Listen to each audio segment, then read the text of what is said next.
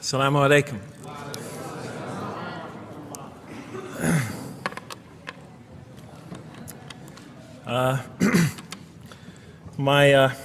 I've come from the University of Kansas. We're playing in the Final Four this very instant. So I want to let you know that you've asked a lot of me today. No, I'm just joking. All right, very briefly, I just want to talk a little bit about what the Quran has to say about the purpose of life. I think this is an extremely important subject, especially for Muslims living in America, because we're sort of a minority, a new religion here, and many people are interested in what we believe. And I think the primary question that people want answered when they first consider another religion is how that religion views the purpose of life, the purpose of of our existence here. And so I'm going to begin, though, talking about an atheist point of view, because I want to talk about what sort of answers the Quran might have for an atheist. So to begin this, I need to talk for about 5 or 10 minutes about what I believe contributed to my becoming an atheist, because I grew up in a Christian family. And then I'll talk for about 45 minutes or so about what I experienced in the Quran and how that sort of changed my perception. So it's very simple. But my wife always says I should summarize what I'm going to do before I talk, because it's easy to get lost in my speeches. And my wife doesn't have a lot of confidence in my speaking ability. Okay, so let me start out by mentioning that my mother certainly played no role in my becoming an atheist. My mother was a wonderful woman, a beautiful lady. She had tremendous dignity and class. The neighbors loved her. She was a registered nurse, and she put in many extra hours at the hospital. She worked in the ward that dealt with dying patients, and when I would come and pick her up late from work at night, all the patients not all the patients, but many of the patients would drag me over and talk to me and tell me what a wonderful woman my mother was. When she died, her funeral was packed, and person after person that came up to me had a story to tell about my mother and her goodness. Time and time again, people described her as, "Jeff, your mother is a true saint." She was a deeply religious woman, a great mother, a great teacher, a gentle person. She never cursed. I never heard her curse, swore, ever in her whole life. Never heard her speak to anybody rudely or speak about anyone rudely. She was a tremendous example of a truly religious person, and she didn't wear it on her sleeve. It was just slowly but surely you could see it just in her day-to-day interactions with people. My father, on the other hand, was a difficult man. My father, for some strange reason, had this tremendous rage inside him. I don't know where he got it. He had this terrible violence inside him. And every night he would try to quell that violence with hard drinking. And his drinking, though, only made him all the more volatile. Because my father could be laughing and joking one minute, and he could fly into an angry rampage the next for some unexpected reason. You never know what would trigger it. And once he flew into that angry rampage, it would take, he would just go wild in the house would be in havoc, and he would rage on and on and on, and it would take an awful lot of liquor and several hours before he would finally go to sleep. And this would happen night after night after night. And so my 4 brothers and I was the 4th in line. My 4 brothers and I lived a frightening and precarious childhood. But I'd have to say the worst of it was watching my father regularly taunt and threaten and abuse my mother. And it would happen day in, day in, day in, day out, night in, night out. And it was a never-ending nightmare. You see, it's really not so bad when you're the target of your father's violence. You might think it's bad when a child is the target of their father's violence, but it's really not all that bad. At the moment of attack, you're really not thinking about anything except your own survival. When he's firing punches at you or kicking you on the ground or chasing you throughout the house, or when he's threatening you, "I'm going to hurt you, bad boy," you're not thinking about anything at that moment except escape.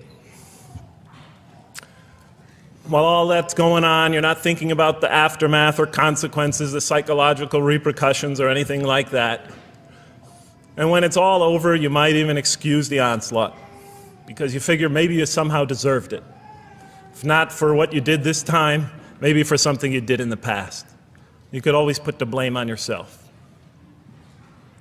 But a far worse fear is the terror that overcomes you when you watch your father go after your mother.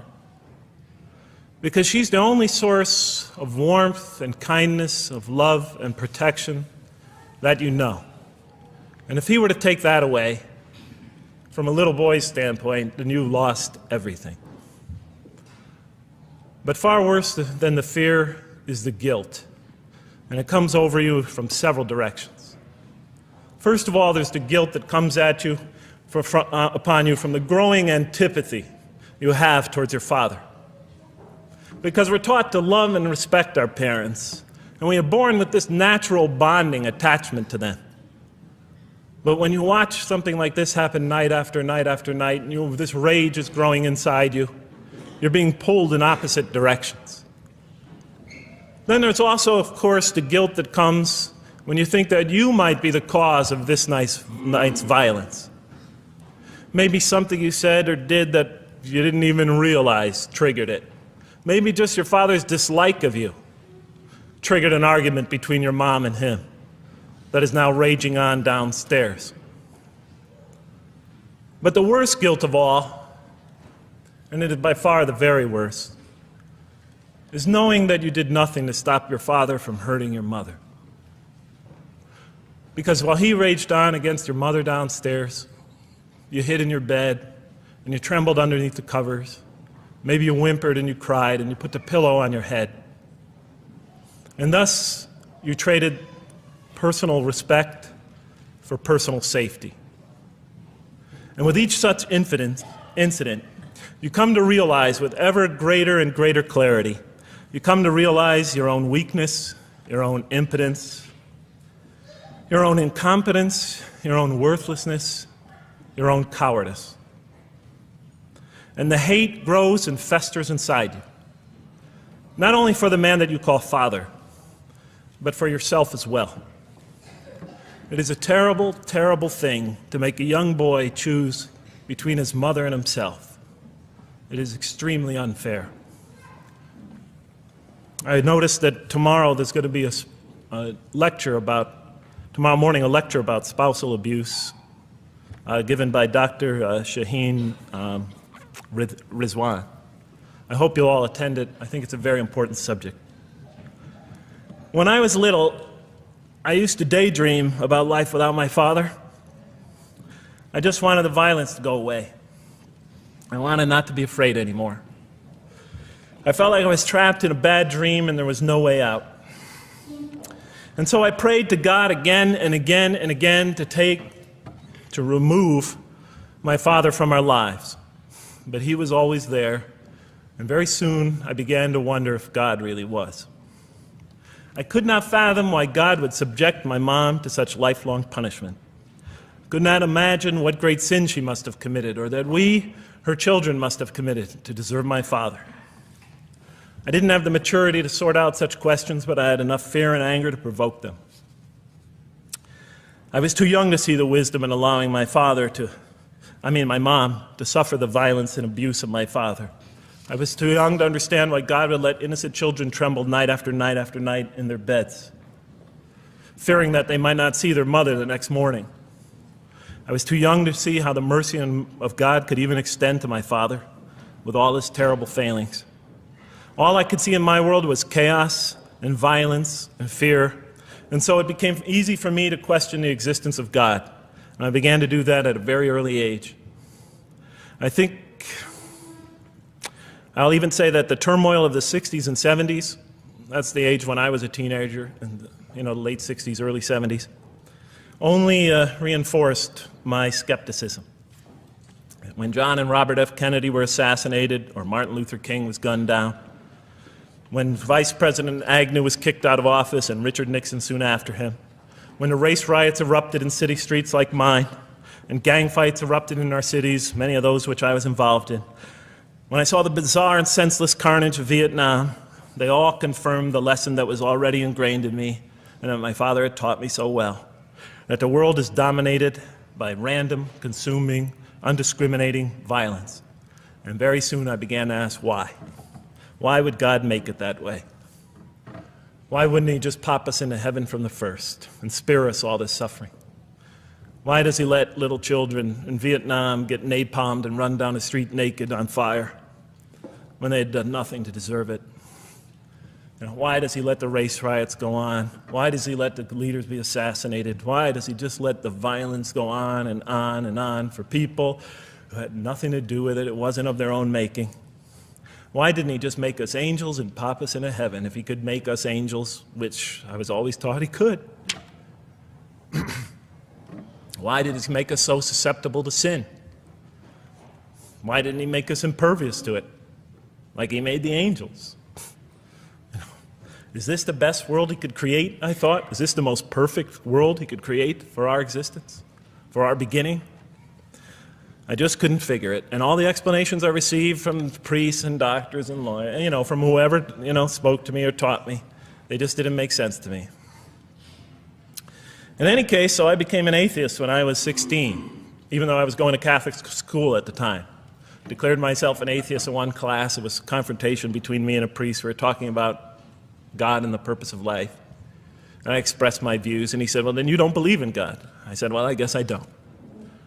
And then through my junior and senior year of high school, I got an F in religion, even though I continued to do very well on the tests. In any case, when I was 28, to make a long story short, some friends of mine gave me a copy of the Quran. And one night I was sitting in Diamond Heights, my apartment in Diamond Heights in San Francisco. I was working that time at the University of San Francisco. I was 27, 28 at that time, I can't remember.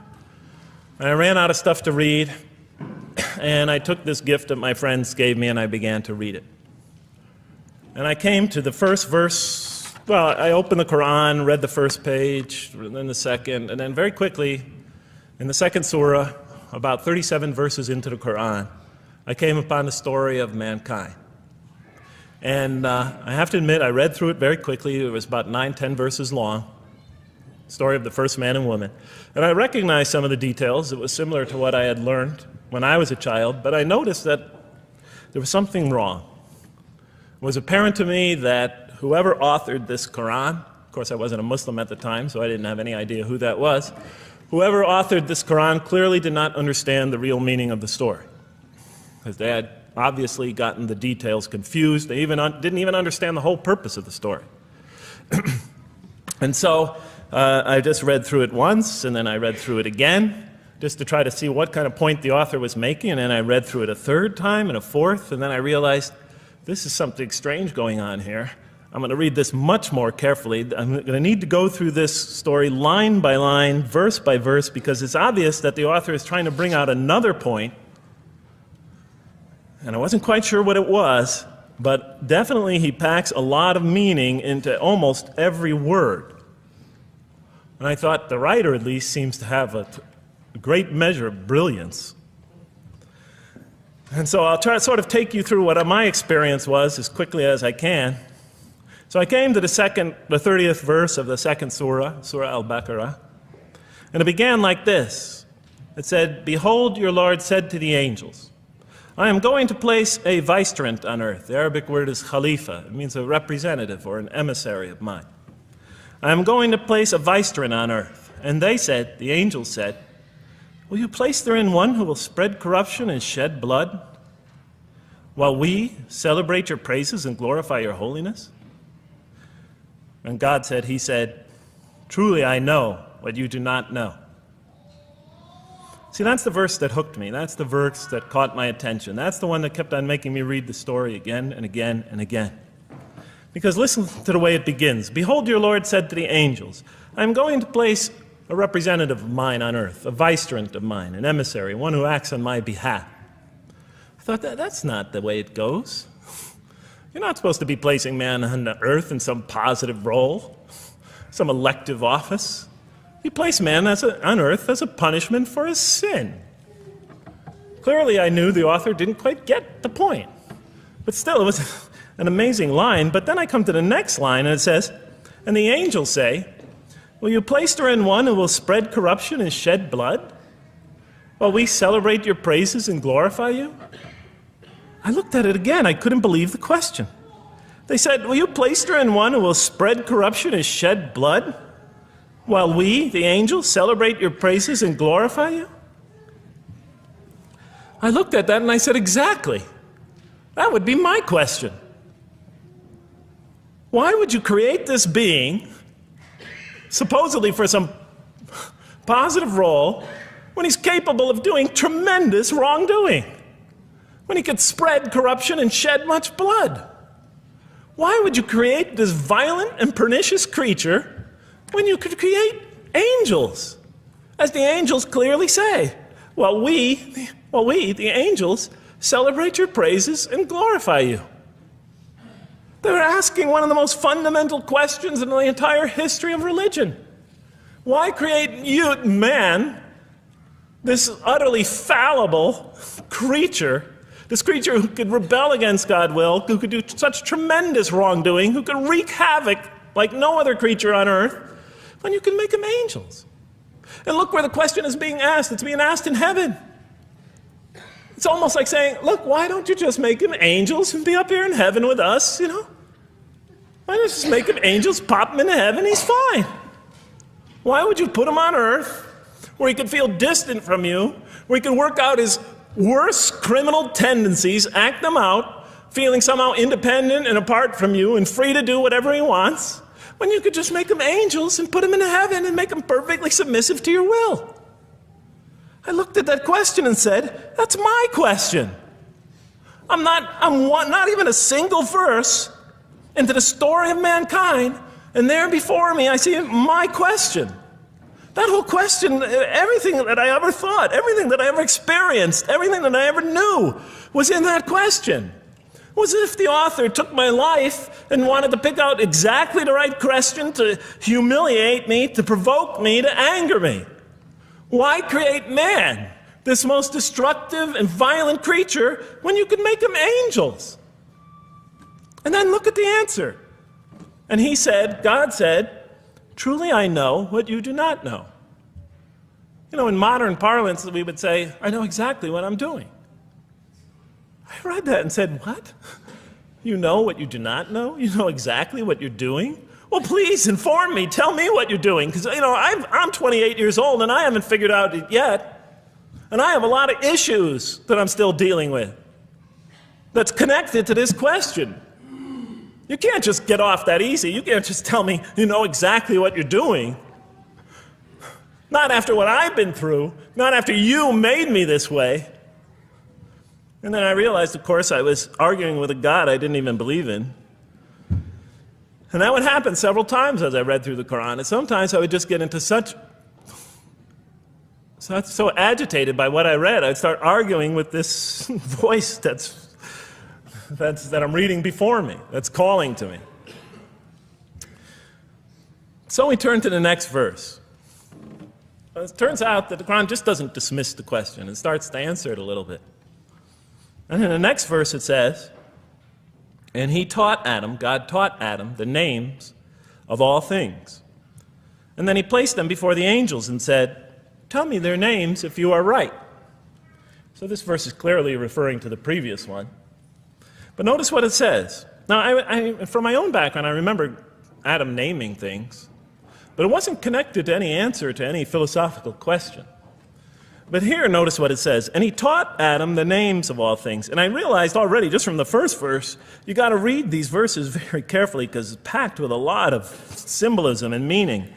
And he taught Adam the names of all things. So here we see Adam is not only just a creature who knows how to name things, who's acquiring the gift of language, but he's also a learning creature. God is teaching him.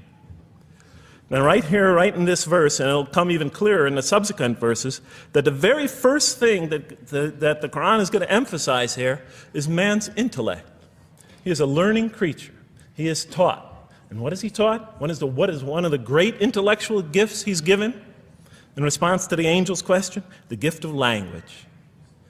Because through language, mankind could not only learn, but he could learn things not only through his own experience, but he could learn things that other people have experienced of times and places that are hundreds, thousands of years and miles separated from him.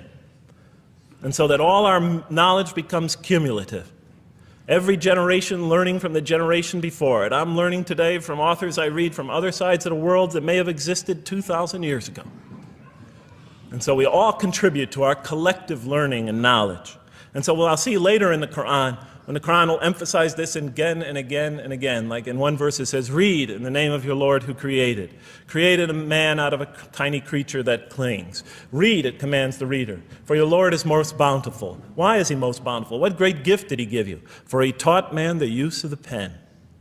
And through it taught him what he otherwise could not know. And time again, the Quran will call upon man to use his intellectual faculties and swear by his intellectual faculties. And to use them correctly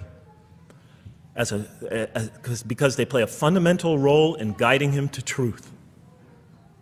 I never came upon a scripture that puts so much emphasis on the correct use of our intellectual faculties, on the harnessing of reason, in helping us attain to faith. And he taught Adam the names of all things. And then he placed them before the angels and said, tell me their names if you are right. Okay, you have this objection, you have this natural question about this creation of mankind. Here, this mankind is this human being, this human creature is a learning creature. He has many intellectual gifts. Here, I'm going to place these things before you. Tell me their names if you are right about man. And what did the angels say? In the next verse they say, glory to you. We have no knowledge except what you have taught us. In truth, it is you who are knowing, the wise. They say this task, this intellectual test that's put before them is beyond their grasp. Notice what they emphasize. We have no knowledge. This would take knowledge. This would take an intellect that they don't possess. In truth, it is you who are knowing, the wise. You got it. It's easy for you. You're the knowing, the wise. You have knowledge. You have wisdom. But this would take knowledge and wisdom that is beyond us. And so in the next verse we read, and he said, "O Adam, tell them their names." And when he had told them their names, notice how it's just like it's nothing for him. For mankind, he has this phenomenal ability. And when he had told them their names, as if it was just a triviality for man, he names them. "O Adam, tell them their names." And when he had told them their names, God said, "Did I not tell you that I know what is unseen in the heavens and the earth? And I know what you reveal and conceal?" And he's clearly going back to the angel's question. Yes, you have these natural concerns about the creation of mankind. Yes, he could do these evil things. But look at this tremendous intellect he has. This is something you have overlooked, that you haven't considered. And that's clearly the point of these verses. Even though I felt that the author didn't quite, it was as if I realized that he just didn't misunderstand the story. He was taking one of the great stories in the history of humankind, one of the fundamental greatest stories in the history of mankind, and molding it and using it as a vehicle for an entirely original message. And God said, "Did I not tell you that I know what is unseen in the heavens and the earth? And I know what you reveal and what you conceal?" In other words, didn't I tell you I know exactly what I'm doing? And then in the next, and didn't I not tell you that I know what you reveal and conceal? I looked at that. What question what did they reveal and what did they conceal? What did their question reveal and conceal? I thought about it for a minute. Oh, it's obvious. What did their question reveal? You just go back and look at the question. It revealed the sinful and sinister propensities of man. I mean, it's obvious, right? Why are you all looking at me like that? You're starting to scare me. You're all looking very serious. Am I losing you? Wow. Okay. So, they revealed the sinister and evil propensities of man. But what did their question conceal? And all you have to do is think about it for a minute. Human beings, yes, they could do evil. Yes, they could do wrong. Yes, they could create misery. But they could also do exactly the opposite. They could choose to do evil. They could choose to do tremendous good. They could choose to do tremendous violence. They could choose to show tremendous compassion. They could choose to be, to live by falsehood. They could choose to live by the greatest truths. They could be terribly ugly. They could be terribly beautiful. And up until that point in my life, I, like the angels, that only saw one side of the coin. And for the first time, when I read that verse, believe it or not, it was an eye-opener for me. I had always been obsessed with the evil potentials of human beings. When I read that verse, I realized that, and I had a great example right in front of me with my own mom, I realized that I had been blinded by only one side of human nature. So we go on to the next verse. And behold, we said to the angels, bow down to Adam, and they bowed down. But not so Iblis. Iblis is like the father of Satan. Satans, satanic beings, forces, creatures, existences. He refused and was arrogant. He was of those who reject faith. An interesting statement. And behold, we said to the angels, bow down to Adam. And they bowed down. Bowing down could symbolize two things. Bowing down could symbolize the superiority or potential superiority of one being over another, and so they bowed down to them. Bowing down could also mean that they serve that creature in some respect. Of course, the Quran says that all beings serve God, all created beings serve God. But this verse seems to be indicating, and the rest of the Quran will make it clear, that these angelic beings, these angelic entities, will serve the development of mankind. We'll even see later that the satanic beings serve the development of mankind. Both forces, angelic and satanic, will serve the development of mankind. Because one will present man with a choice to do the most altruistic things. The other will simultaneously try to influence man in the opposite direction. And so human beings will be moral creatures, and they'll have to make moral decisions. And it's in those moral decisions that they will grow spiritually and morally as human beings. And they'll take that into the next life. And the angelic and the satanic forces will be catalysts for those moral choices that they make. They will heighten the human being's awareness of the rightfulness and the wrongfulness of the choice he's about to make. And the self, the soul, the nafs, as they say in Arabic, will have to make the ultimate choice between good and evil. And that choice, that test will come again and again and again as human beings either grow or decline. And those tests will come again and again and again to try to help him towards his spiritual evolution, to bring him back, but that choice is ultimately ours. But I'm getting ahead of myself. And so we said to the angels, bow down to Adam, and they bowed down. But not so Iblis. Iblis is Satan, this rebellious force, this evil prompter, the one who whispers into the human heart. He comes into being. And with the introduction of Satan, we have the introduction of evil, that evil influences on human beings. And notice why Iblis does not bow down. He refuses because he was arrogant. You know, we often hear what's the root of all evil? In the West, it's always money, greed, etc. Here the Quran says that, seems to be saying that the root of all evil is not always material wants. It's not always money, it's not always greed. At the heart of evil is arrogance, putting yourself above all others, of assigning to yourself special priority and neglecting the rights of others,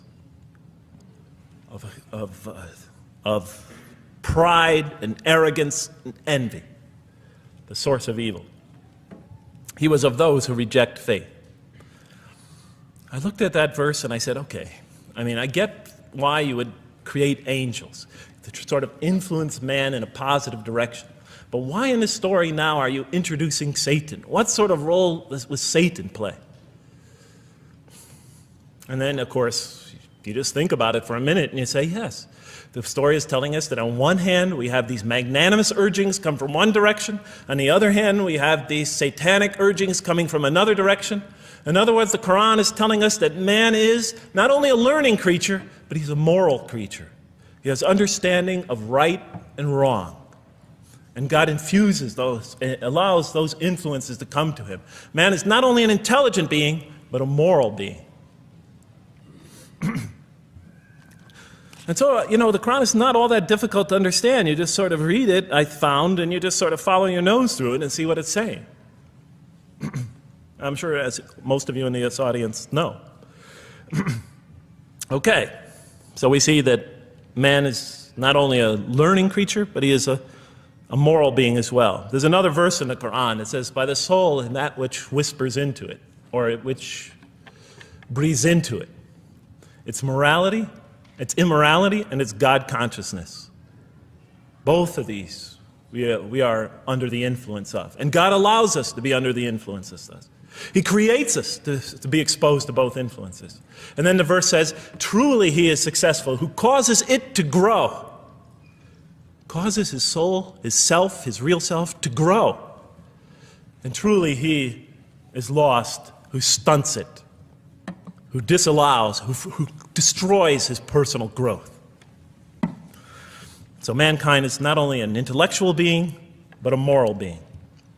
And we said in the next verse, O Adam, dwell you and your spouse in the garden, and eat freely thereof what you wish, and eat freely thereof what you wish. But come not near this tree, for then you will be among the wrongdoers. I looked at this verse and I was starting to wonder if the author was drifting back to the old story again. I was confused. And we said, O Adam, dwell you and your spouse in the garden, and eat freely thereof what you wish, but come not near this tree, for you will be among the wrongdoers. I thought it was drifting back to the old story. Man sins, man's punished for his sins with earthly life. Maybe the author is drifting, he had a good idea, and now he's drifting back to the sort of traditional story. Maybe he couldn't make his mind up what story he wanted. Except for a couple things about this verse, and this happened with almost every verse as I read through it, is that the whole tenor of the passage is sort of not what you would expect. I noticed that the Quran in this story has a tremendous penchant for understating things. Because it says, and said to Adam, dwell you and your spouse in the garden, and eat freely thereof what you wish, to Adam and his spouse. But come not near this tree, for you will be among the wrongdoers. I mean, there's no sense of God being threatened by the possibility of man eating from the tree. In this story, we don't see in this verse, we don't see that God is nervous at the prospect, that he's threatened by the prospect, that he's anxious about it. The tree that he picks, it seems like he's just picking out any tree. Nothing special about the tree. Go not near this tree, for you will be among the wrongdoers. Satan will later come to him and tell him it's a tree of eternal life, of a kingdom that never decays. Turns out to be a complete falsehood in his part. Nothing special about the tree. It's just a tree. God's not nervous at the prospect at all. In the tradition that I came from, God is threatened by the prospect. He has to put an angel with a fiery sword by to protect the tree, so that mankind never goes next to it again. I'm not putting it down, I'm just pointing out the difference of the story. They're both beautifully told. But he has to guard the tree. Why? Because if they eat from it, they'll become gods like us.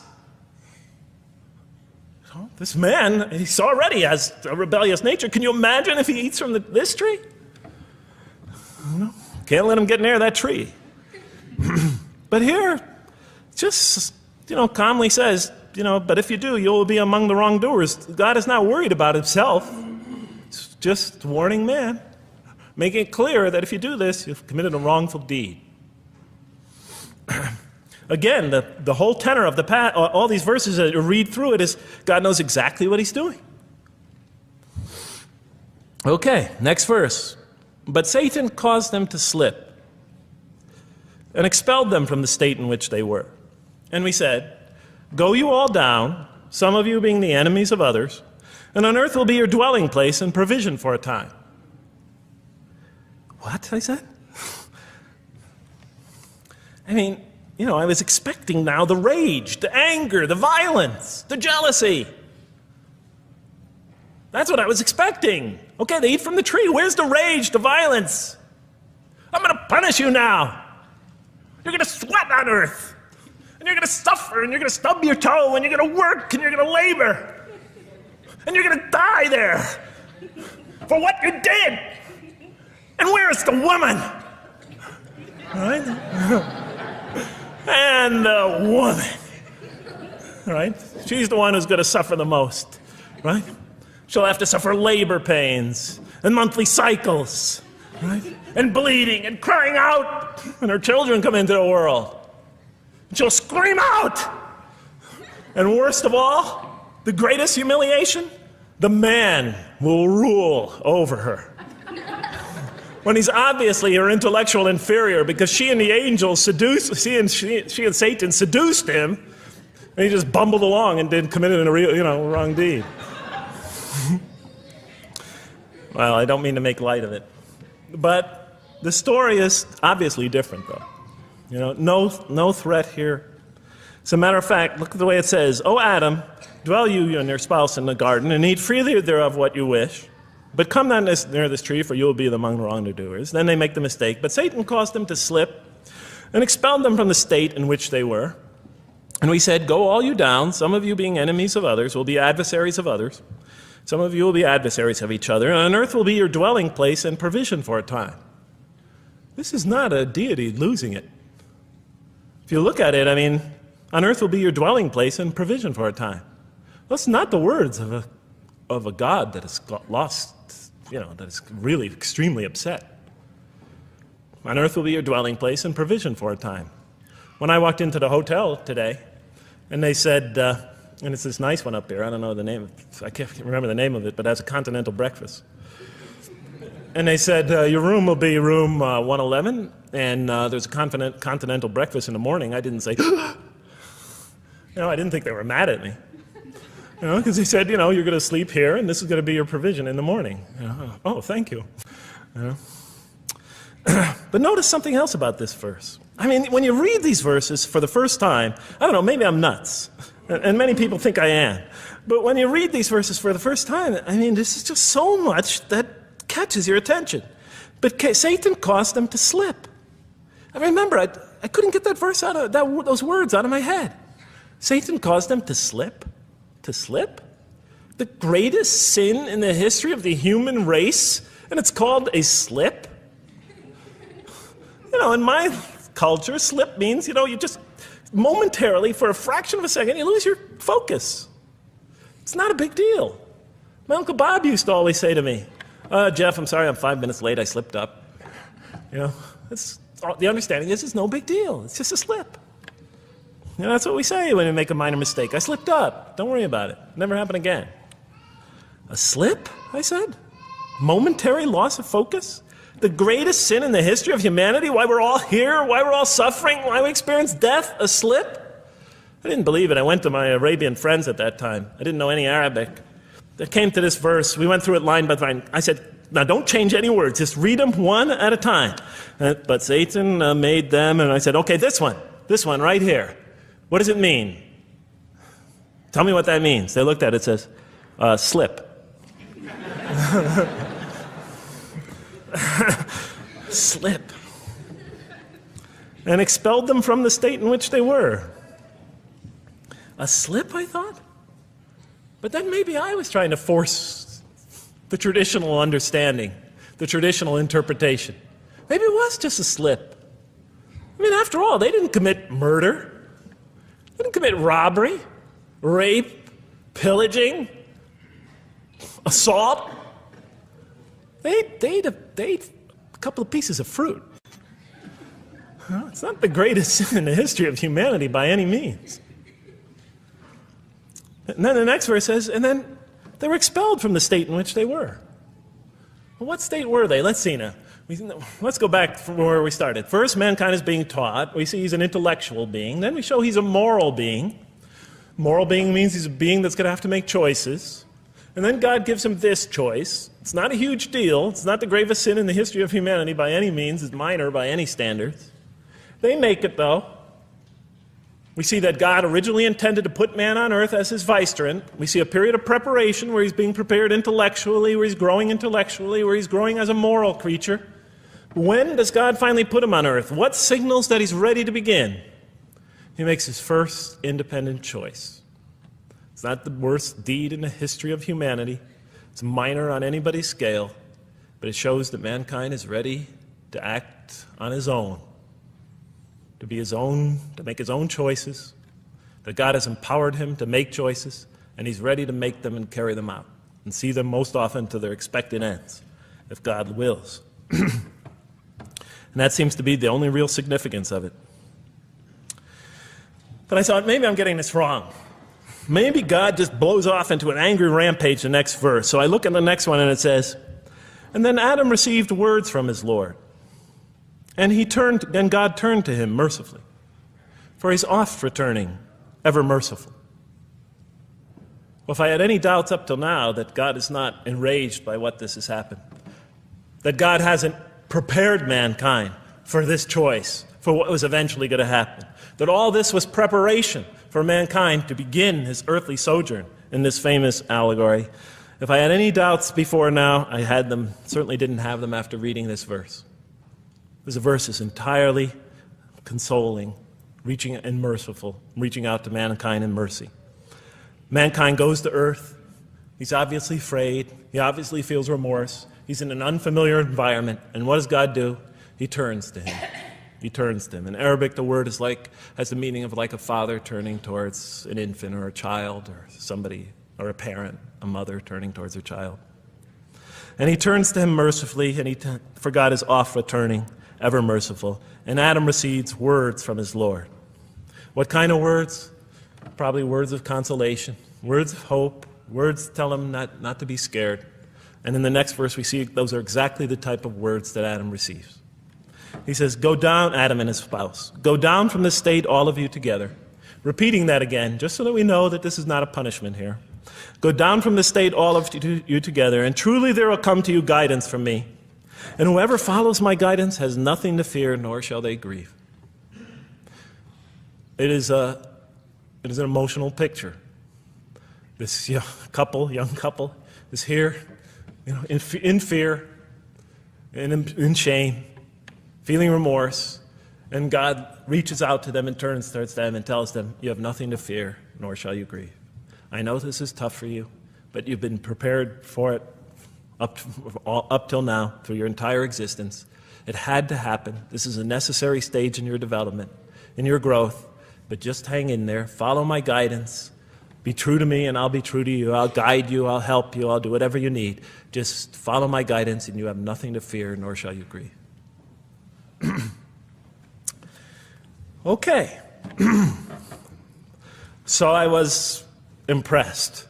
I thought this author, whom I didn't know, I thought was extremely brilliant.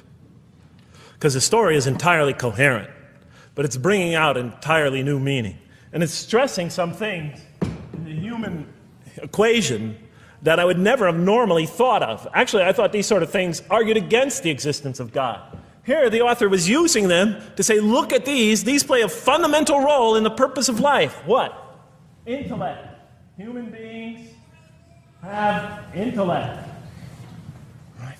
In response to the angel's question, they are moral creatures, and they are subjected to evil and angelic promptings. And they have to choose between them again and again and again throughout their existence. And their growth, which the Quran talks about frequently, is going to depend on that. We're here to grow, as we will see. But it emphasizes choice. Human beings are creatures of choice. It also emphasizes suffering. Suffering. Man, that's pretty nice writing. It also emphasizes suffering. Human beings are going to suffer here on earth. That's the first thing that the story mentions. Spread corruption and shed blood? Havoc, suffering, pain? Yes, these three things play essential roles somehow, the story is saying, in our development on earth, in our very purpose of our development.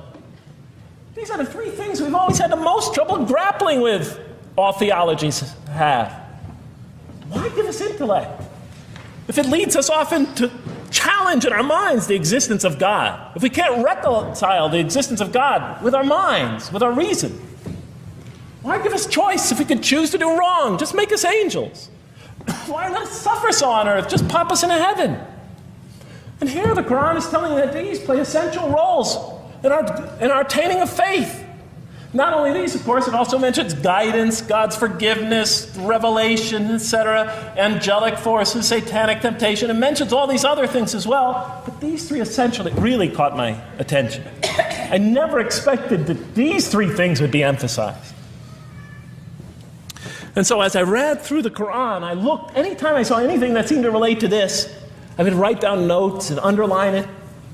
You know, and I would walk up and down in San Francisco with my pen as I'm walking, because I like to walk about 7 miles every day, and I'd be underlining. My friends would always say, "Jeff, what book are you reading?" And I would lie to them, and I'd tell them, "Oh, it's a great novel or something." You know, I didn't want them to know that I was reading the Quran. I think they thought I was going nuts. But in any case, so very quickly, I was wondering, does the Quran really emphasize reason? Does it really emphasize choice? Does it really emphasize suffering? How much more time do I have, Madam Speaker? 35? 25, okay. I'll do the best I can. So let me just try to indicate to you, as I read through the Quran, and I'll try to get through this quickly because you guys look tired. And I know you're interested to find out how that basketball game is turning out. Let's see, does the Quran really emphasize reason as essential to human growth, to this experience we're having on earth, to our very purpose? And the answer is definitely yes. So much so that even Western Orientalists, people who wrote against the Quran, said that this is a major feature of the Quran, a feature that you cannot miss. Henri Lamens, writing in the early part of this century, one of the famous Orientalists, you know, who wrote very much against Muslims, hoping to unseat them from their religious belief. He wrote, "The Quran," and this is his quote, "is not far from considering unbelief as an infirmity of the human mind." Unbelief is, he thought, and he was saying it mockingly, is like, you know, you can't think straight. You're not using your mind right, as my father used to say. Maxime Rodinson wrote at length about the rationalistic approach of the Quran to faith. And this rational tone of the Quran is one of its most salient features, beyond doubt. I'll just give you a few quotations. One of its fundamental themes is that people ignore or reject God's signs and corrupt religion precisely because they do not use their reason. And the Quran will say that again and again and again. The Quran says about the disbelievers, they refuse to reason and are a people who do not reason. I have 7 such quotes in the Quran. The Quran will say, "Will you not reason?" It mentions that 14 times to the reader. God reveals signs and lessons and admonitions so that, and this is a quote from the Quran, perhaps you will finally use your reason. There are 8 such statements in the Quran. From the Quran's viewpoint, reason and faith are allies, just as illogic and false belief are allies. And it clearly sets the conflict along these lines. It says the right way has henceforth become clear from error. Those who benefit most from the Quran are persons of insight. 16 such statements in the Quran. Firmly rooted in knowledge, 8 such statements. Use their reason, 10 such statements. Stand on clear evidence and proof, 7 such statements. Those who oppose this revelation are deluded, 9 such statements. In manifest error, 28 such statements. Ignorant, 15. Foolish, 3. Have no understanding, 9. Only follow surmise and conjecture, 9. And blindly adhere to tradition, multiple times.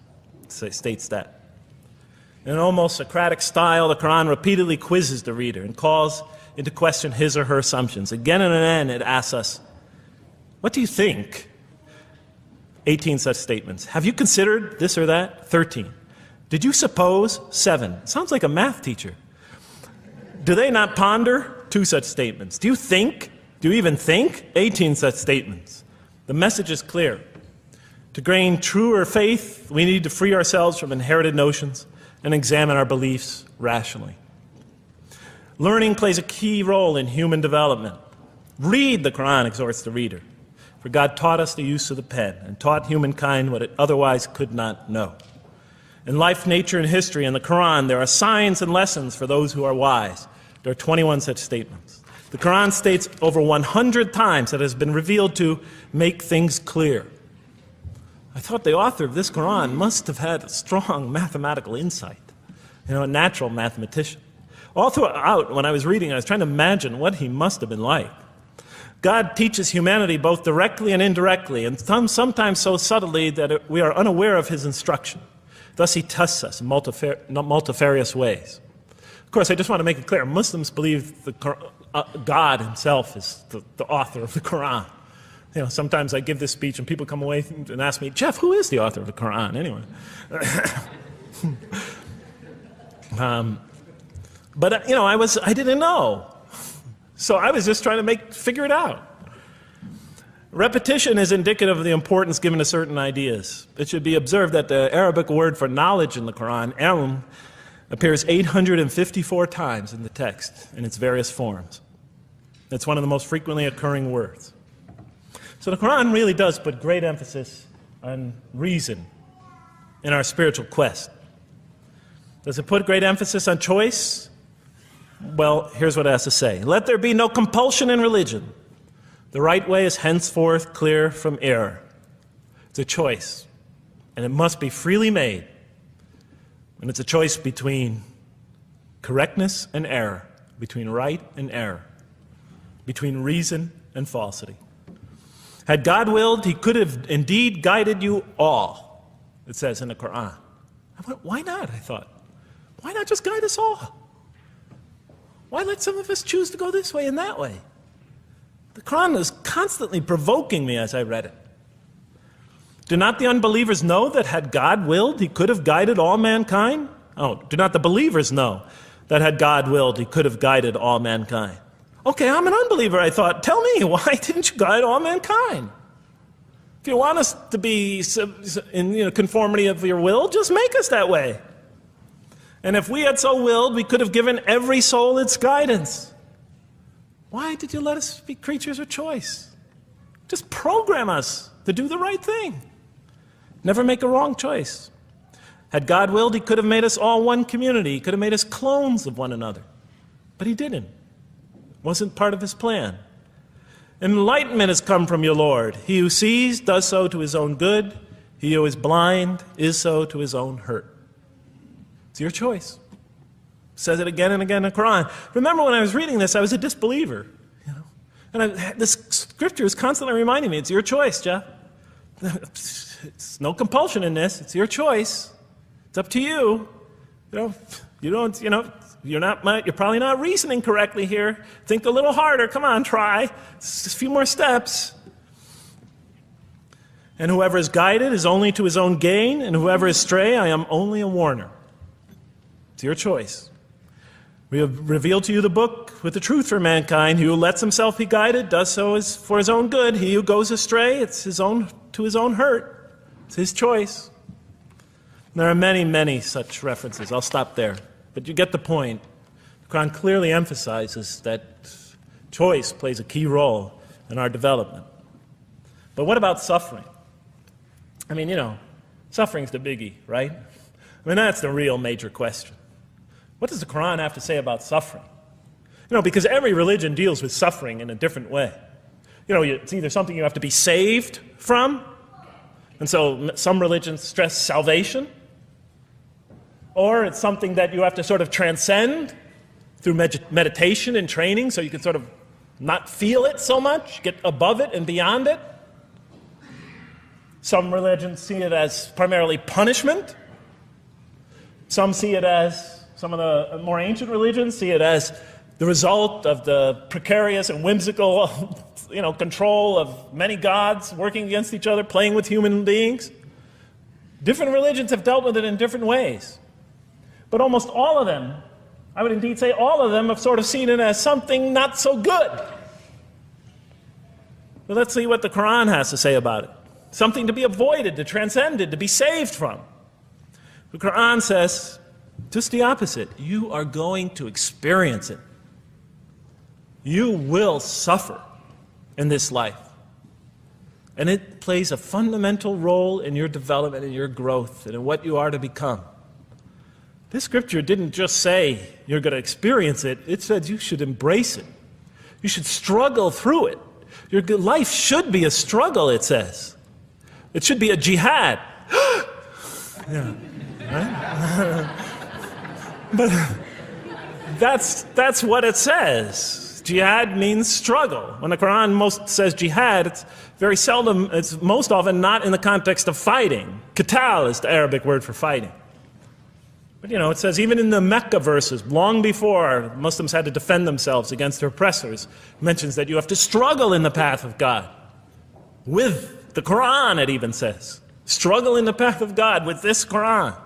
Life is a struggle. It says in one verse, most assuredly we will try you with something of danger and hunger and the loss of worldly goods, with the loss of your lives and the fruits of your labor. Most assuredly we will try you. It's not just talking about evil people, good people. But give the good news, the glad tidings. Be happy for those who are patient in adversity and suffering. Good news, I thought? Doesn't the author understand the terrible effects of suffering? Give the good news to those who are patient through adversity, who when calamity befalls them say, truly unto God we belong and truly unto him we shall return. In other words, that this could benefit them. It was a remarkable statement. Here's another one. Do you think that you can enter paradise without having the like of those who passed away before you? And the next verses start to explain these people were good people who suffered terribly. Do you think that you can enter paradise without going through the same? Why, I thought? Why do we have to suffer in life? Misfortune and hardship befell them, and so shaken were they that the apostle and the believers with him would exclaim, when will God's help come? These are good people. When will God's help come? Oh, truly, God's help is always near. You will certainly be tried in your possessions and yourselves, the Quran tells the reader. You're going to face hardship. It's guaranteed. Every soul must taste of death, and we try you with calamity and prosperity, both as a means of trial. And to us you are returned. You are going to have hardship here. There is going to be no heaven on earth. This environment is made to be an environment of adversity. It is made to be an environment where you have to work, where you have to struggle, where you have to strive. And it plays a key role. Oh man, truly you've been toiling to your Lord in painful toil, but you shall meet him. You're toiling, yes, but you shall meet him. We certainly created man to face distress. What, I thought?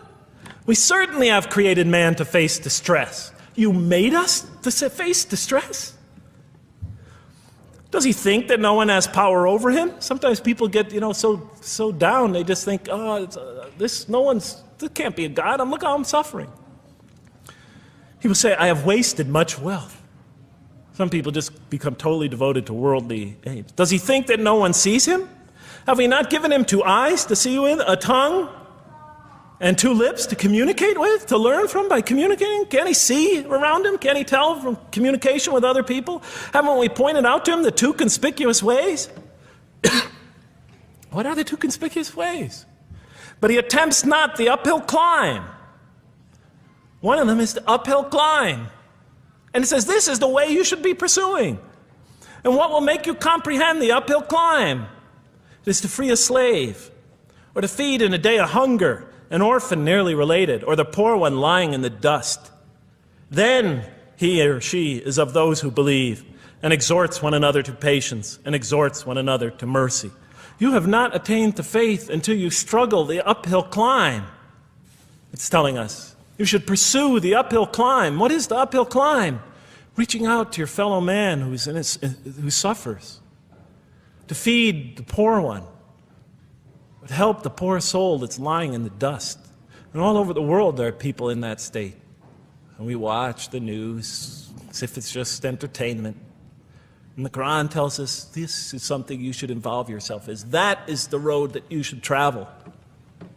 It describes a successful life as an uphill climb. Well, I can see I'm running out of time, so I'm going to have to tie this up in about 15 minutes, I guess. But definitely the Quran emphasizes these three elements in the human drama. But as I read through it, I couldn't see how it all fit together. I mean, why didn't God just... Why? Why do we have to experience these? What purpose do they play? Just pop us in a helmet, beam us up, I thought. Well, one thing, like I mentioned before, the Quran will repeatedly emphasize that we're here to grow and to learn. And I'll give you 4 or 5 quick verses because I know you're tired. It says, Our Lord, and raise up in their midst a messenger from among them, who shall recite unto them your signs, and that shall teach them the book and the wisdom, and who shall cause them to grow. We have to learn wisdom in the book, and Revelation in particular, and who shall cause us to grow. And we have sent among you of yourselves a messenger to recite our signs to you and to cause you to grow. Truly God was gracious to the believers, this is in the 3rd surah, when he raised up from among them a messenger from themselves to recite his signs to them and to cause them to grow. It is he who has sent among you who has sent among the unlettered people a messenger from among them to recite his signs and to cause them to grow. These are all distinct references. Just 2 more. There are many more. And the soul and that which breathed into it, its immorality and its God consciousness. He is indeed successful who causes it to grow. And he is indeed a failure who stunts it. And in the 92nd surah, Surah Al-Layl, it says, Far removed from it will be the righteous who give his wealth that he may grow. So the purpose somehow is to grow. We're in a growing, learning, developing experience. We weren't just created when we came into the world. This is actually a stage of our creation. Just as our development in the womb was a stage in our creation, our essential stage in our physical creation, this is an essential stage in our personality creation, in the creation of our real being. That which we take into the next life, our essential selves. We've gone from the physical creation in the womb, primarily physical, now to the human creation, the personality creation in this stage. I thought maybe I'm, projecting my own neurosis into the scripture. Maybe it doesn't really emphasize that life has a purpose. But time and time again, I would find it does. For example, just quickly it says, those who remember God standing and sitting and lying down and reflect upon the creations of the heaven and earth and say, Our Lord, you did not create all this in vain. You did not create all this in purpose. Just when I was starting to think, maybe the Quran really doesn't state a purpose of life. It really doesn't mean there's a real purpose of life. Maybe I'm reading into it something that is there. I would come upon verses like that would force me to just read a little further, make me think, well, maybe it's just around the corner. We have not created the heaven and the earth and whatever is between them in play. If we wished to take a sport, we could have done it by ourselves, if we were to do that at all. God doesn't create to satisfy his whims or fancies or entertain himself. Do you think that we created you purposely and that you will not be returned to us? It says in the 23rd surah, the true sovereign is too exalted above that. In the 44th surah, we did not create the heavens and earth and all that is between them in play. That serves a purpose. Now, what sort of purpose can it possibly serve? So I tried to, apparently the Quran speaks about believers and those who are the rejectors. You have the believers on the one hand, the rejectors on the other. Now apparently God has created us to be believers. So I tried to study what the Quran has to say about the believers, and it's a natural thing to do, to see what it wants us to become, if it has anything to do with these essential elements that it stated. I mean, it's a natural way to approach it. I think you agree. Do you agree? Somebody nod your head. That's what I say to my math students. Just one head nod is enough for a mathematician. Get one head going, okay, I did my job. Okay. So, how does the Quran describe the believers? What are they supposed to attain to? What is their ultimate thing that they're supposed to get? What are they ultimately supposed to achieve? And it's very clear when you read the Quran that what they will achieve in this life and will experience to so much greater degree in the next is they will experience a relationship of love with God. They will turn to God in love and God will turn to them in love. In the Quran, God's mercy, compassion, forgiveness, kindness, beneficence, warmth, generosity, all the things we normally think associated with God are freely given to all mankind. But when the Quran speaks of God's love, we would normally think of that as God's love. But when the Quran speaks about God's love, it's talking about something very special. His love is always presented as a relationship between two.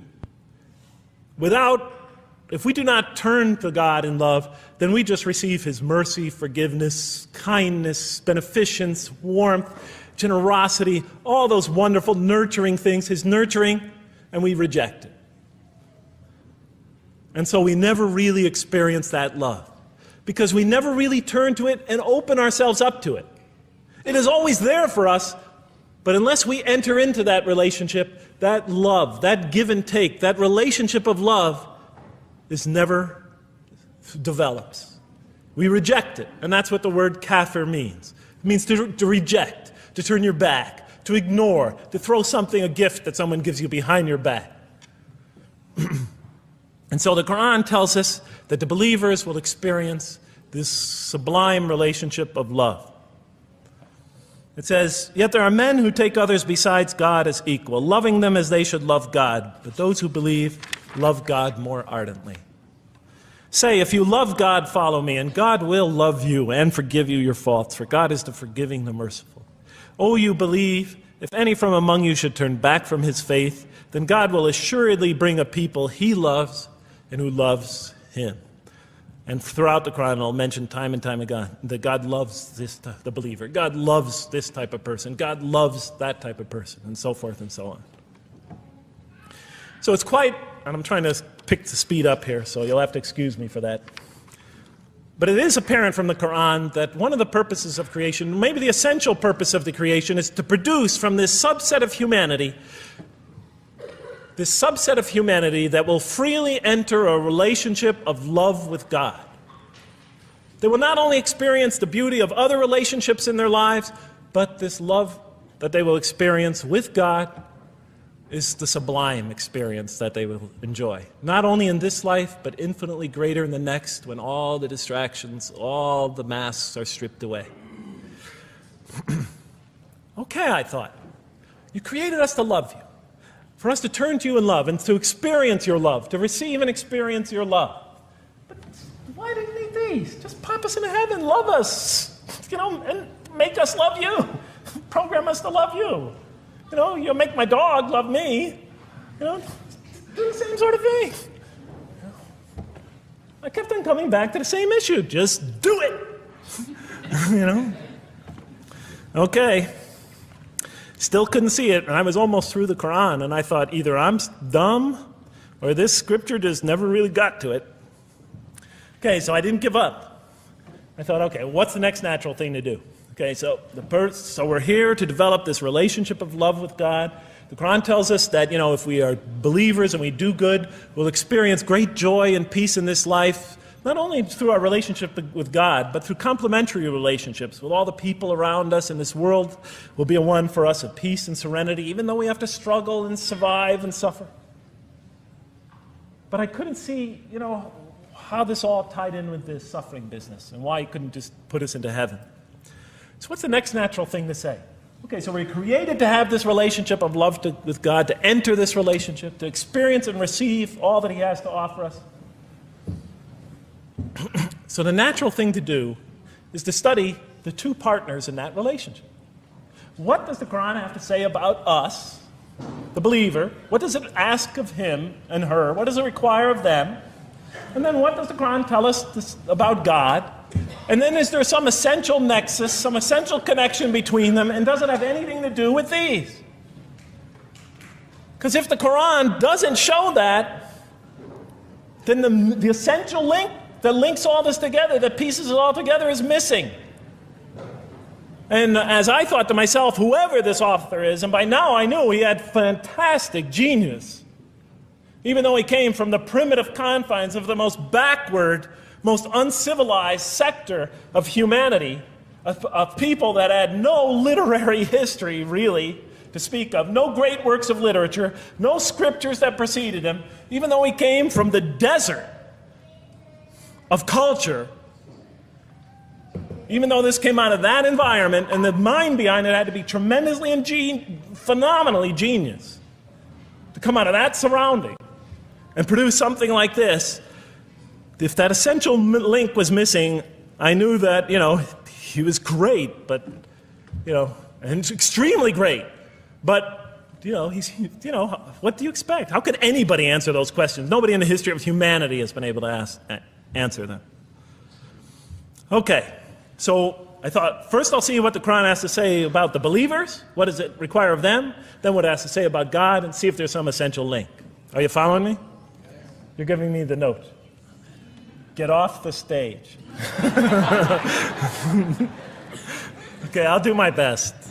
It's a deep subject. We're almost done. Bear with me a few more minutes. I'm sorry, really. I know Siraj Wahaj, when he gives these sort of speeches, he always says, okay, I'm finishing up now, and then 10 minutes later he says, you thought I was telling you to... I won't say that, but just give me a few more minutes. Bear with me. Okay, quickly. What does the Quran ask of the believers? From the Quran's many exhortations and its descriptions of acts and types of individuals loved by God, it's not difficult to compose a partial list of things that the Quran wants us to do, which it calls good deeds, time and time again. To believe in God, to have faith in God, to have a relationship with God, and to do good. So what does it describe as these good deeds? Well, as I read through the Quran, it says that, can I take this away? Remember, intellect, choice, suffering. It says we should show compassion. Show compassion. We should be merciful. I have the references here, but just excuse me, I'm not going to list them all. We're running out of time. We should be forgiving. Forgive others. We should be just. We should protect the weak and defend the oppressed. Defend the oppressed. We should seek knowledge and wisdom. Knowledge, wisdom. Bear with me, ladies and gentlemen. We should be generous, truthful, and we should be peaceful. And we should love our fellow man. Love others. I'll just give you one verse because I know we're running out of time, Madam Speaker. Truly those who believe and do good will the most merciful endow with love. And to this end we have made this scripture easy to understand in your own tongue, so that you might convey a glad tiding to the God-conscious and warn those given to contention. So, to this end we have made this easy to understand, so that we'll learn to love others. Okay, that's all I'll say about that.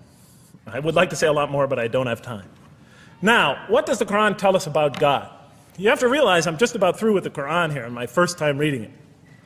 And now I was really caught. I searched my head. What does the Quran tell us about God? It tells us nothing could be compared to him. That he's outside anything that we may compare to. That our definitions do not encompass him. That our reason cannot comprehend him. That he is transcendent and we are finite. That he is immortal. He transcends time and space and we are bound by it. That he is immortal, we are mortal. He is uncorporeal, we are corporeal. That we have no way of comparing ourselves to him. Nothing could be compared to him. I thought, oh my God, I'm so close and yet so far. Because I'll never understand the essential link between us and God and why these three things fit into place. Because the Quran tells us that we could never really quite understand God. Or at least that's the way I thought.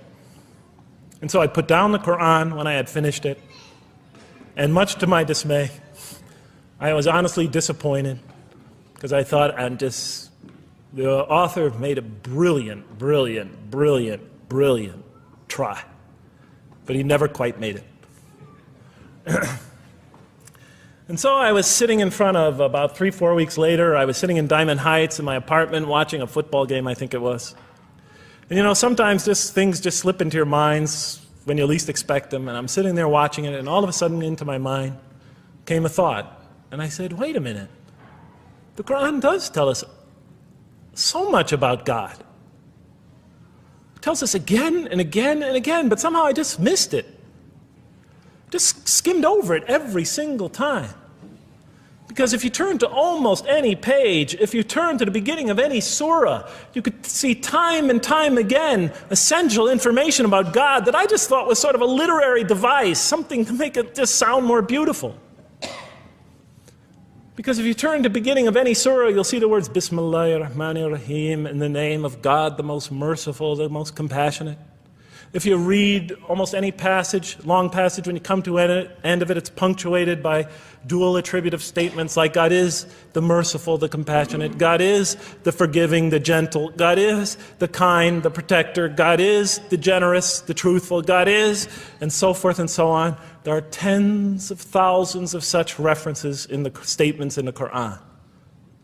What the Quran defines as God's most beautiful names, His attributes of perfection, repeated again and again and again on almost every page. And as I sat there, sitting by the television, I started to jot them down in my, on my little piece of notebook there.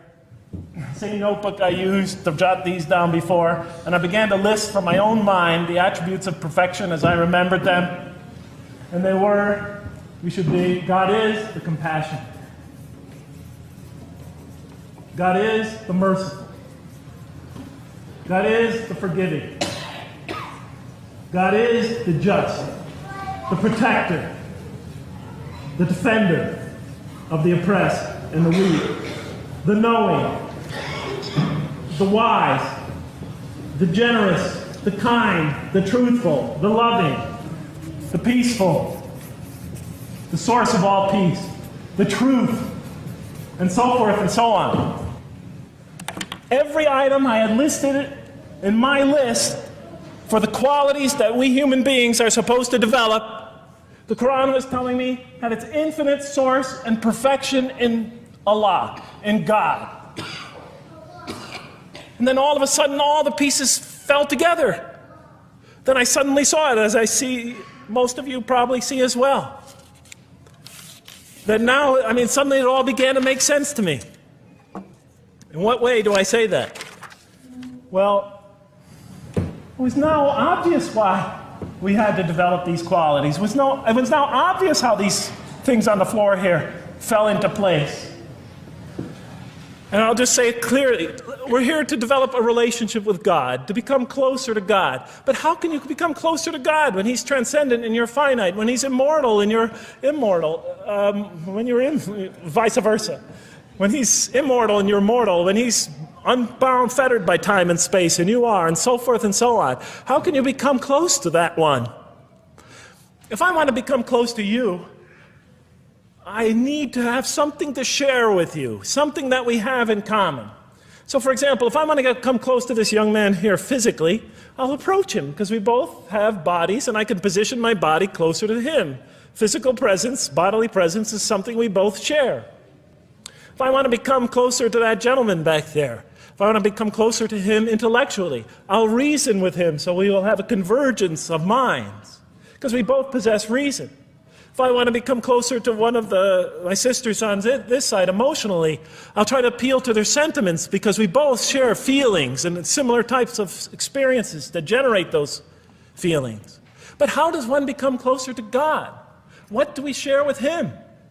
We share with Him exactly what He gave us. Because the Quran tells us that when we came into this life, He breathes into our spirit something of His Spirit. And that we come into this world with the seed of these very qualities within us. And we could either kill them, stunt them, as the Quran says, or cause them to grow. And when we grow in these, we grow in our ability not just to experience tremendous beauty in life through all this, but we grow in our ability to receive and experience the infinite beauty, the infinite peace, the infinite truth, the infinite compassion, the infinite mercy, the infinite, etc., all the way down the list, that only comes from the infinite perfect source of all these. The more we grow in mercy, the more we grow in our ability to receive and experience in this life and in the next, to an infinitely greater degree, the mercy of God. The more we grow in compassion, the more we grow in our ability to receive and experience God's compassion in this life through prayer and through ritual and through contemplation and through other experience of others. And of course, infinitely more in the next life, the compassion of God. The more we grow in our truthfulness, the more we grow in our ability to experience God, the truth, because all truth comes from God.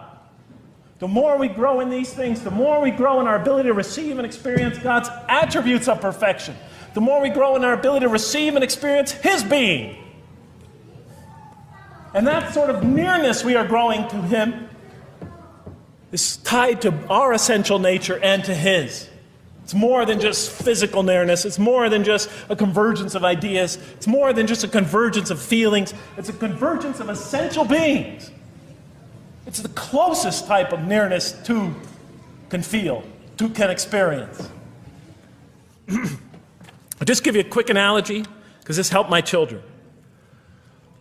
Let's pretend I have a goldfish, a dog, and 3 children. 3 daughters, let's say. And I do have 3 daughters. No matter how much of my love, compassion, forgiveness, caring I pour upon that goldfish, it could only experience it to a tiny degree.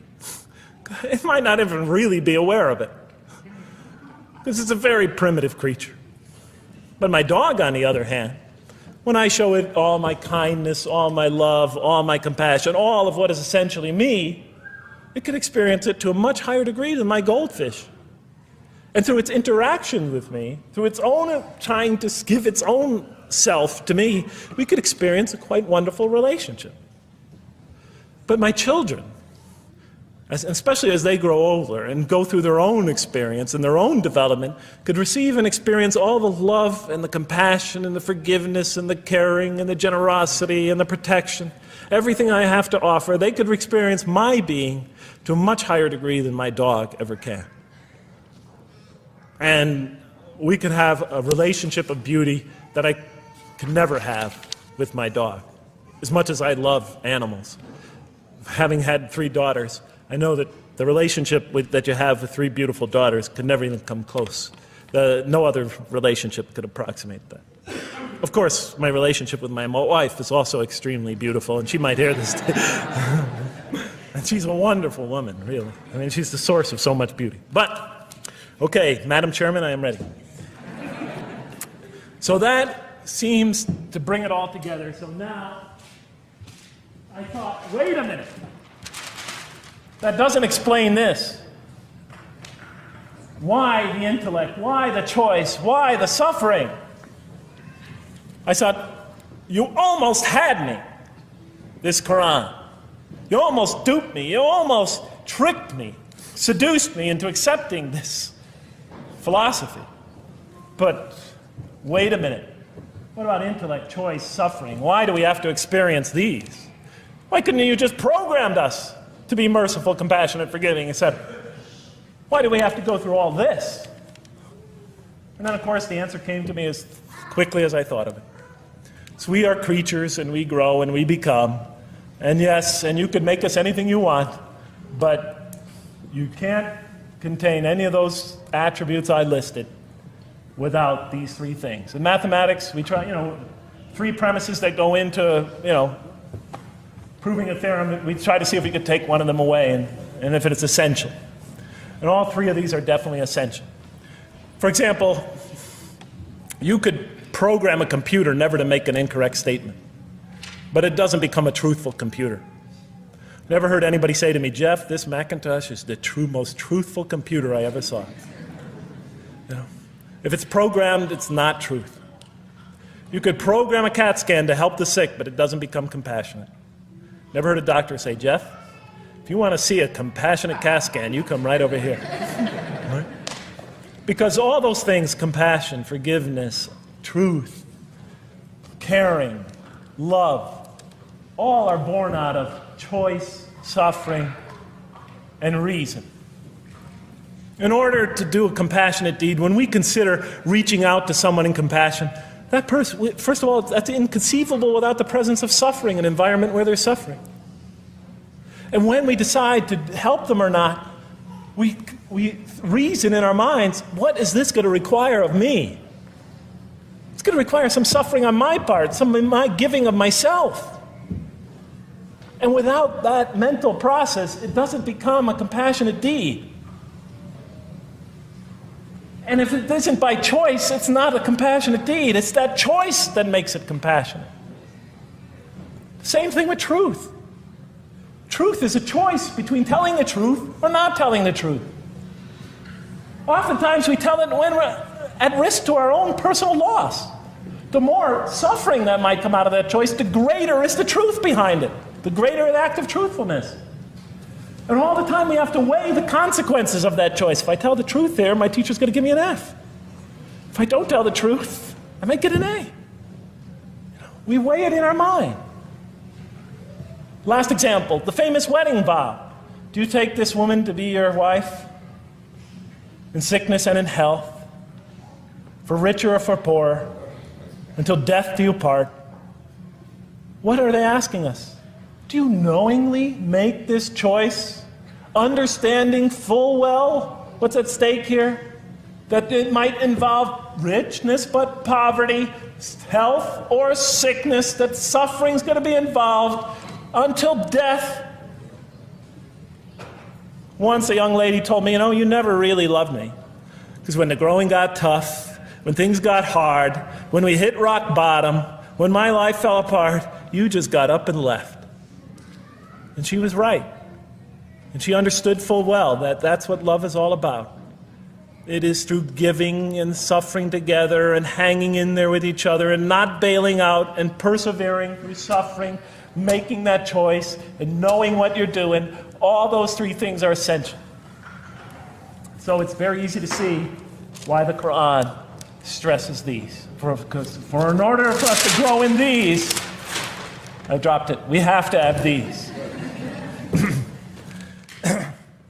And that's why it's very easy to see, ladies and gentlemen, why the Quran, 30 seconds, Madam Chairman, why the Quran talks about sin as self-destruction. The Quran says when we sin, we commit, the Arabic word is dhulm, or zum, however dialect you have. Dhulm against ourselves. We oppress, we destroy ourselves. Because when we don't grow in these, when we grow in the very opposite of these, we are literally destroying ourselves. When we grow into the things that are antithetical to these, we are destroying our natures and will not allow ourselves to receive and experience the beauty that could be in store for us this life and the next. It's like coming into this world and developing in the womb none of the physical things you need to experience comfort and joy and peace and happiness on a physical level in this life. It's as if you're coming into this life and you've destroyed yourself physically somehow in the womb, and you came into it and you had nothing to protect you from the cold, from the heat, from the harshness of the elements, from germs, from disease, nothing to protect you, nothing to satisfy, give you the ability to satisfy your thirst or your hunger, nothing for you to experience any physical comfort. This is all that matters as we go into the next life. If we don't develop these through our relationship with God, our very purpose of our being, then we will experience terrible suffering in this life, worse than if we came into this life in a physical state that didn't avail us of any of the comfort of this life. And so it'll be worse than fire. It'll be worse than endless fire. It'll be worse than the worst hell we could possibly imagine. So the Quran tells us, that yes, when it talks about heaven and hell, it's used very powerful symbolic language, but what it essentially is telling us is imagine the greatest joy and wonder and peace and serenity you could ever experience, and that's what's open to you on the one end. But on the other end, imagine the most terrible suffering that you could possibly bring on yourself, and you could also do that to yourself as well. It'll be worse than anything you could have ever imagined. So, and it's, the Quran tells us that God says on the day of judgment, I did not harm you in the least. You destroyed yourselves. And it could say that in total objective truth. And that's why the Quran, well, I think I'll leave it at that because Madam Speaker is about to shoot me. I still have other things to talk about, but I want to find out how that basketball game is going.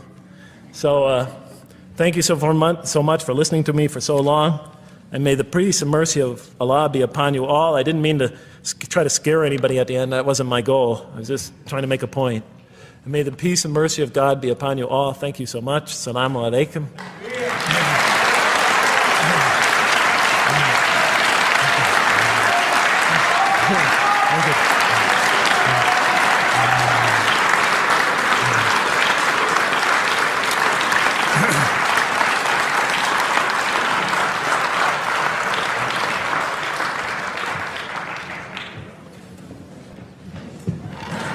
All right, we'd like to thank Dr. Lang for that very heartfelt, very long presentation. I have a few things to say before you all leave, so just be patient with me for a second.